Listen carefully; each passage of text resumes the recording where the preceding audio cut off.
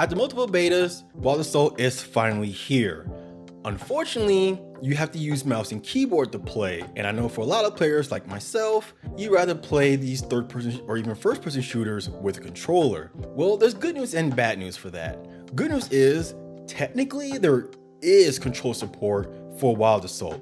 Bad news, it's not fully functional. You see, the game is in early access right now, and Combat Cat Studio did release a roadmap for this year, a 2025 roadmap, and they mentioned that control support will come to the game around season 3 or 4, which unfortunately means that we won't see full controller support for another 6 months or so, as season 3 and 4 isn't set to launch until September and December respectively. But like I said earlier, there is some control support, so if you want to risk it and give feedback to the developers, I can help you set up your controller right now.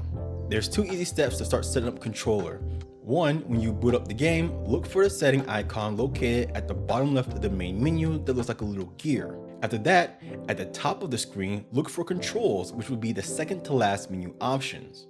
Now here's where things get a little difficult.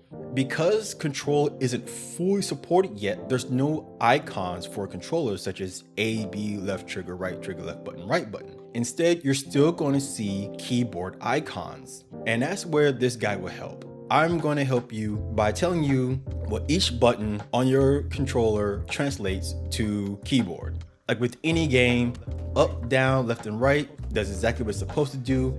Up on a control stick is W, down is S, left is A, and right is D. Now, the left stick button is the L shift, which is what you're going to use to sprint, and for snipers, hold your breath. The right stick button is the left mouse click, which is by default the fire button. On the D-pad, up is 1, right is 2, down is 3, and left is 4. Now, the right trigger is the left mouse click, which again is fire by default. The right shoulder button is mouse wheel scroll up, which by default is your tactical ability.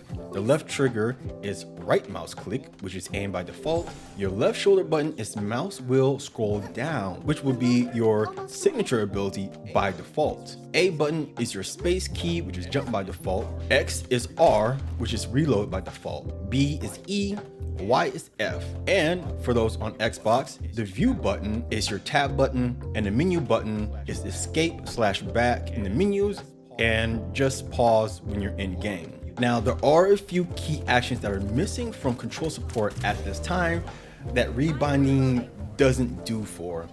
For example, you can't do melee, change fire modes on weapons, switch your shoulder views from right to left and left to right, open the map, or even ping enemies. All these things you have to rebind. And again, these controllers are limited, so you have to unfortunately sacrifice one of your other buttons, which I don't recommend at this time. Even though pinging is very important, you won't be able to do that on controller. But for now, I hope this quick guide helps you on your journey to victory. And before I even end this, just remember, this is on regular controllers. I haven't tested this out with an Elite or Pro controller yet, so with those extra buttons, there is a chance you might be able to gain back some of those functions such as map opening and pinging. But for now, this is just for regular base controllers. I hope you enjoyed this video, and if you like more guides or even more videos on Wild Assault, please like, share, and follow.